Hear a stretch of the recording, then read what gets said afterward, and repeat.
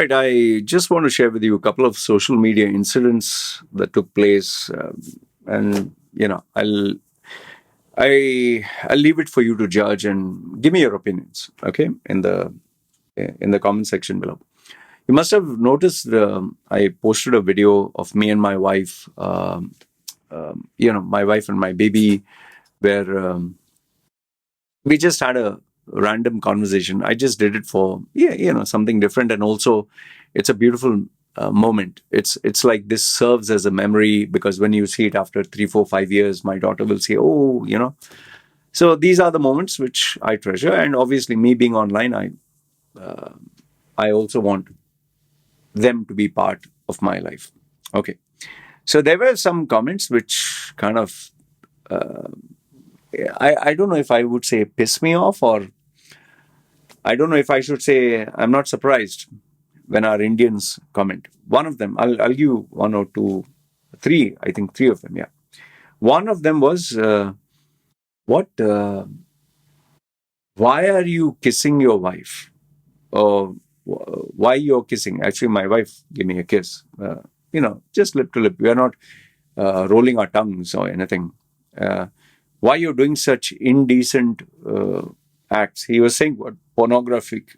He deleted his comment. I wish I had taken a screenshot. Why you're doing this pornographic actions just for views? You're making what? You're shaming your wife, and you're kissing your kid.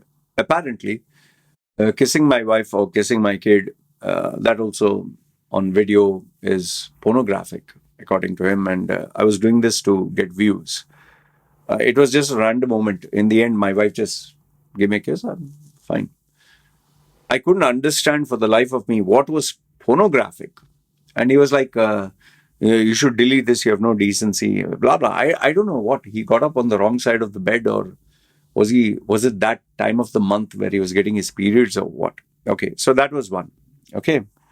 The other one was this Indian guy, and I shared this with my WhatsApp group.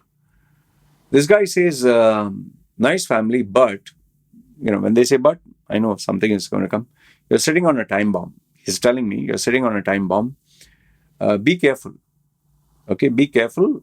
You're talking of certain communities, means, my videos are about Indians. You're talking of certain communities. Be careful that something can happen to them. So that comment kind of got to me, and immediately I responded by saying that, let's understand. This is what I said, more or less. Let's understand this.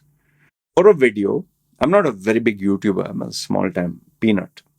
For a video that has, say, 2,000, 3,000 views, okay, maximum, some Indian guy from India is going to actually decide, oh, you spoke about India, something that is on the media, a rape that took place. You have spoiled the name of India. So then he takes a day off from his work, goes to the ticketing agency or to the airline, books a ticket, takes a cab, goes to the airport. Obviously he needs his luggage, everything. Takes a flight all the way from India to Bangkok. From Bangkok, books another flight all the way to Samui. Once he gets down here, he obviously has to stay for the night. So he books maybe a hotel room, or he books a taxi, comes all the way here. After he comes all the way here, he will figure out where I stay. He will try to figure out how to hurt me, harm me, beat me, or kill me. Then he'll do that to my wife. Then he'll do that to my kid. Then after that, he, making sure that nobody has seen, no camera, nothing, he will book a taxi or take a tuk-tuk, whatever, all the way to the airport. There's no flight, so obviously he has to stay in a hotel. The next day, take a flight. From the flight, Samui to Bangkok, Bangkok to India, and from India to the airport, he'll go back home. So he will do all this, spend all this money, all this time, all this effort for a video of 15 minutes, which maybe 2,000, 3,000 people see. Can you see the Indian logic in this? In fact, I mentioned to him, I told him, number one is, the most basic thing. Do an Indian who will get offended by something like this, does he even have the money, the Indian rupees, to spend and afford to do all this? Does he have the money? Because if he did have the money, wouldn't he rather think, instead of coming to kill the guy, I can go to one of the red light districts and enjoy boom boom with a girl, yeah? Why to come all the way here? If he had the money, he would have thought of that. That is number one. Second one is, does he have the time to do all this? And if he does have the time and the money, don't you think he would have better things to do in life rather than plan out an assassination and to even commit an assassination or be a gunda, as they say? Do you seriously, have you ever seen an Indian do it alone? Don't think of Indian Hollywood movies, because I asked him which Salman Khan or Shah Rukh Khan, Jawan, or where they are like the James Bond. Shah Rukh Khan is like a James Bond, six pack abs. Which Bollywood land are you? Have you ever seen one Indian go and attack in India? In India itself, forget Thailand. When our Indian hooligans of a political party, they go to attack someone, you'll never see them alone. You'll see 20 guys all wearing the saffron, the flag, and orange outfit. And then they will do their gunda, hey, what on, speak the language, or this is our religion, or they will, destroy a vendor, selling vegetables and all. But you'll never see one. Because if he was alone, everyone will come and beat him. Yeah, you can do that in India and get away with it because the cops, anyway, don't have any support or leverage, and the cops don't care. They don't want to get into the wrong side. They just want their monthly salary, go home. Okay. But this is not India, man. This is Thailand. You see, Thailand has some of the most horrific prisons in the world. You seriously think an Indian would risk being jailed for life in a prison where maybe 10 people can stay in a prison, they be 30 or 40. It's like sardines in a can. Do you think that Indian would have that much courage? Or would any logical, sensible person think, yeah, 30 years in the most horrific prison? Why? Because I prefer that to kill someone for a video that maybe only 2,000, 3,000 people watched. What common sense. The Indians really, I'm telling you, internet should not be made cheap in India. It should be made very expensive, where only educated people or people who have the resources should use it. Not, the problem is every Tom, Dick and Harry now is using it, and sometimes the most crass, third class, useless individuals on the planet, who have nothing else to do, who nobody takes seriously. And that frog in the well, that big dog in a small backyard mindset comes into play. They really think they are smart, intelligent. You just imagine, be careful. You're sitting on a time bomb. Oh. In fact, I told him, boss, today's date is, 24th, 25th, whatever that date was. I said, there are enough and more flights. Come down. Come down, give me the details, come down, we'll meet. Let me see. When an Indian doesn't have the courage to even show his real identity online and comment, and then he is talking about death threats. You want to go out? Go out. Okay, thank you, Papa. Close. So when you don't have the courage or the guts, don't have the courage or guts to show your real identity, what are you threatening? And this was the second one. And the third one, which I wanted to share, is a third example is you get these Indian youngsters or these guys, you check their profile, oh my goodness, you will just feel you're looking at maybe one of those guys who sell, pav bhaji or puri bhaji on the streets, street vendor in India. He looks like that. I remember one of the guys' profile was posing next to his, I don't know, scooter or motorcycle, near a tree. I've told you this, near a tree, and there is a farm with with a couple of buffaloes. This thing, and he's posing like this. Okay, that was his profile picture. There are some of them who look like, oh my goodness, like a malnutrition case of Shah Rukh Khan wannabe.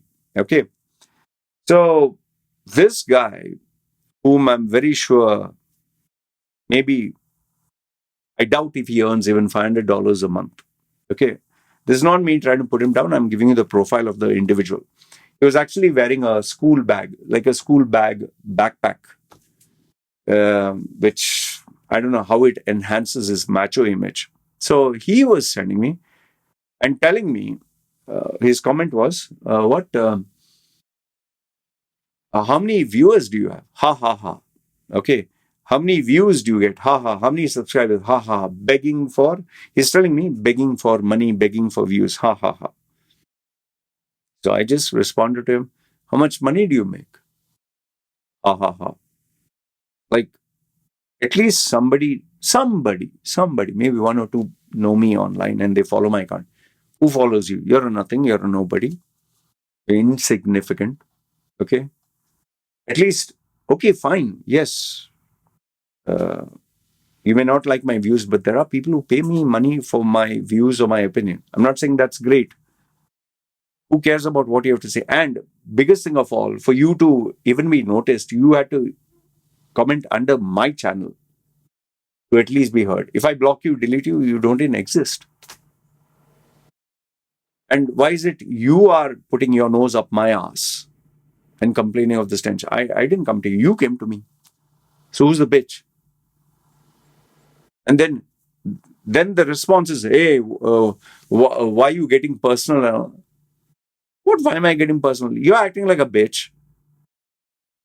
I have to treat you like a bitch. If you were to speak respectfully, like there's a way to say, um, hey, boy Machedo or Mr. Lawyer, whatever. Why is it that your views are so low? Fine. That's a better way. I would love to respond and maybe give you this thing. In fact, for example, this tattoos on my face. There's a way to ask. For example, you say, LOL, LOL, lol, lol, ha, ha, ha. What the fuck is on his face? That's one way of asking.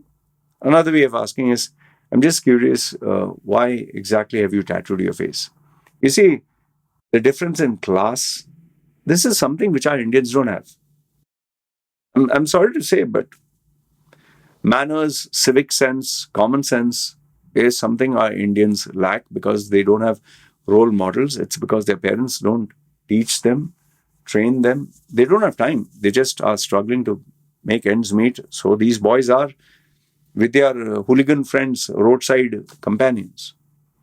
Had they begun proper upbringing or guidance, taught how to behave, how to act, I'm sure they would have been different. Like, how many of us know how to eat with fork and knife? Most of us don't. We do not know how to, the table manners, etiquettes. We don't know. We don't know. Who, in fact, in Philippines, they teach you grooming. Who teaches you grooming in Indian schools? Who teaches you how to eat fork and knife? You have to learn by yourself. In British, maybe British culture or this thing in high-end colleges and all that, they teach them all this. In fact, very rich and successful parents send their kids to these etiquette schools so they know how to behave.